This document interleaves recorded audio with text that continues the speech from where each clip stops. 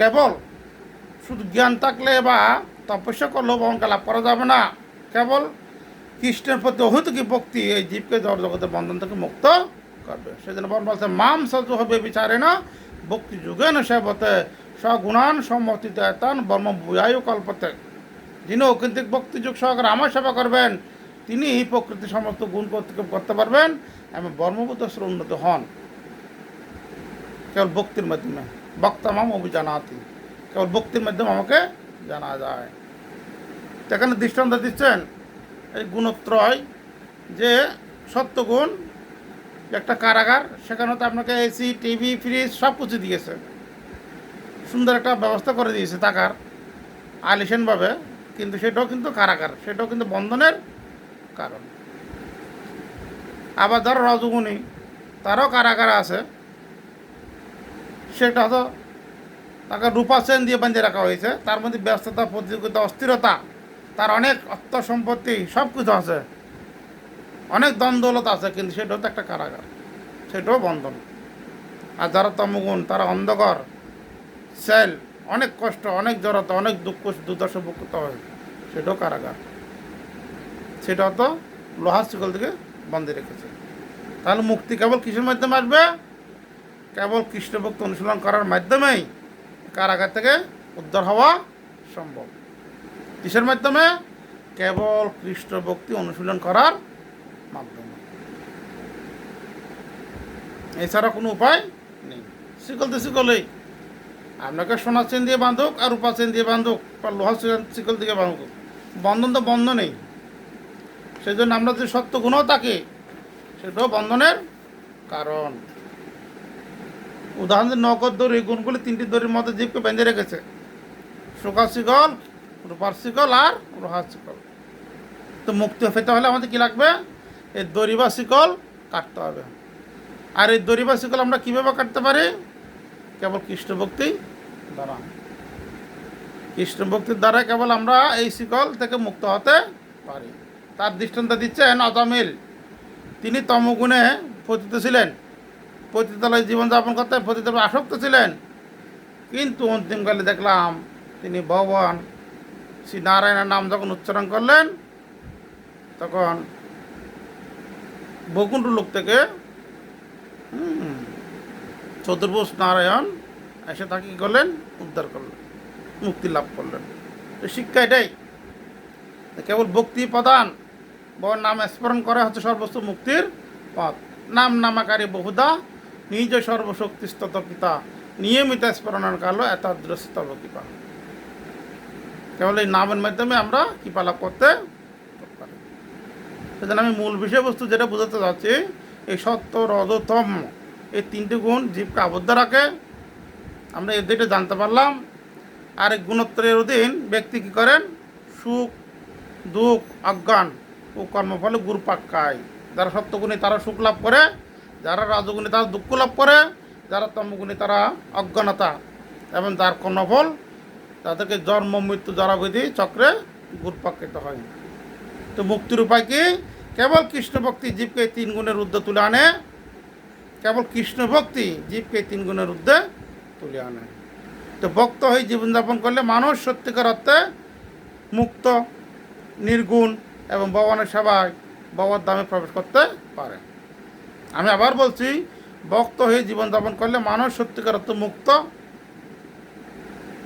এবং তিনি নির্গুণস্থ প্রাপ্ত হন এবং ভগবানের সেবা করার ফলে তিনি ভগবত ধামে প্রবেশ করার যোগ্যতা লাভ করেন। গৃহস্থ ভক্তরা এখান থেকে আমরা শিক্ষা নেব যে সত্য গুণে আমাদের বাড়াতে হবে। যেহেতু আমরা গৃহস্থ, আমরা রজতম গুণে থাকি, সত্য গুণও তাকে উঠানামা করে আমাদের এখন প্রয়াস করতে হবে, আমাদের সবসময় সত্য গুণে আমাদের বাড়াতে হবে। সংসার জীবনে পরিষ্কার পরিচ্ছন্নতা, সত্যবাদিতা এবং নিয়মিত সাধন ভোজন, গীতা ভাগবতম অনুশীলন, জপ সাধনা ঠিকমতো করতে হবে।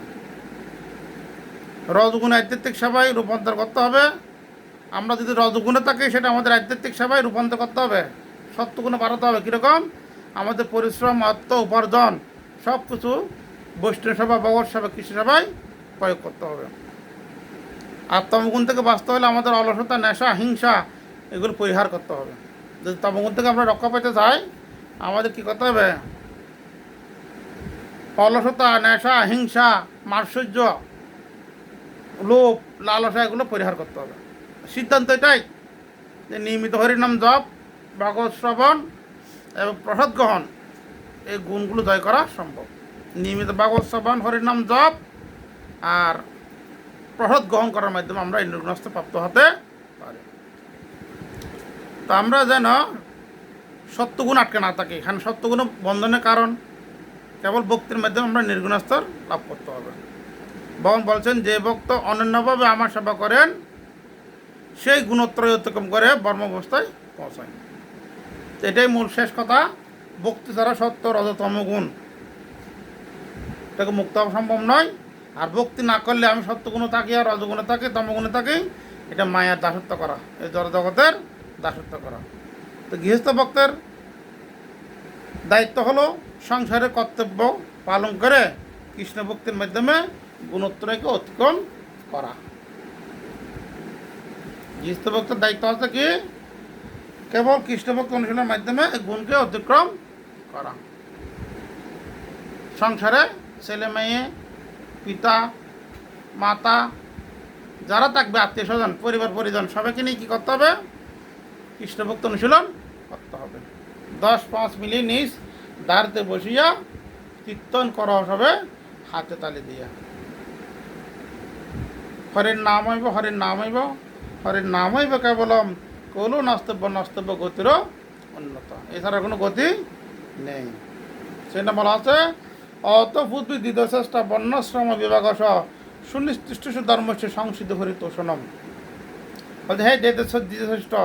তাই সিদ্ধান্ত করা হয়েছে যে স্বীয় প্রবণতা অনুসারে বর্ণাশ্রম ধর্ম পালন করার মাধ্যমে পরমেশ্বর ভগবান শ্রী হরির সন্তুষ্টি বিধান করা হচ্ছে স্বধর্মের চরম ফল।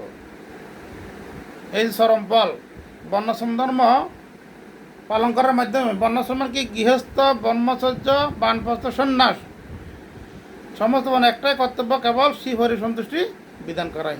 এই হচ্ছে স্বধর্মের চরম ফল, কৃষ্ণ ভক্তি অনুশীলন করা। আমরা দেখে নি তাকেই আমাদের কৃষ্ণ ভক্তি অনুশীলন করতে হবে। তা নচেত আমরা ত্রিগুণ থেকে মুক্ত হতে পারবো না। সেজন্য আমাদের নিয়মিত কী করতে হবে? চিহ্নতম সকতম কৃষ্ণম পুণ্যশ্রবণম কীর্তনম হৃদয় অন্তস্থ অভদ্রাণী বিদু নীতি সুরিচ্ছতাম। আমাদের পরমেশ্বর ভগবান শ্রীকৃষ্ণের, যিনি পরমাত্মানবে সমস্ত জীবের হৃদয়ে বিরাজমান, তিনি হচ্ছেন সাধুবর্গের সুরিত। তিনি তার পবিত্র কথা শ্রবণ কীর্তনে রতিযুক্ত ভক্তদের হৃদয়ের সমস্ত বুক বাসনা কী করেন? বিনাশ করে দেন। এই যে আমাদের রজতম গুণ, এগুলো নষ্ট করে দেবেন কখন? যখন আমরা শ্রীহরির কথা শ্রবণ এবং কীর্তন করব। নষ্ট পাই সভদ্রেশ নিত্যং ভাগবতম সেবায়া ভাগবতম উত্তম শ্লোকে ভক্তির ভবতী নষ্ট। কেবল নিয়মিত শ্রীমদ্ ভাগবত শ্রবণ ও ভগবানের শুদ্ধ ভক্ত সেবা করলে হৃদয়ের সমস্ত গুলো সম্পূর্ণরূপে বিনষ্ট হয় এবং উত্তম শ্লোকে তারা বন্দিত পরমেশ্বর ভগবান শ্রীকৃষ্ণের প্রতি প্রেম সেবায় ভক্তি সুসম্পন্নভাবে আরও প্রতিষ্ঠিত হয়। নিয়মিত ভাগবত শ্রবণ করতে হবে। তখন কী হবে? তদা রজস্তম ভাব কাম লোভ দয়চ্ছদে চৈতরণ বিদ্যম সংসিদ্ধ হরিতোষণম। যখন হৃদয়ে নৈষ্ঠিক ভক্তি উদয় হবে, তখন রজতম প্রভাবজাত যে কাম, ক্রোধ, লোভ আদি যে রিপুসমূহ হৃদয় থেকে বিদৃত হয়ে যাবে, তখন ভক্ত সত্যগুণ অধিষ্ঠিত এই সম্পূর্ণরূপে প্রসন্ন হবেন। বুঝা গেল?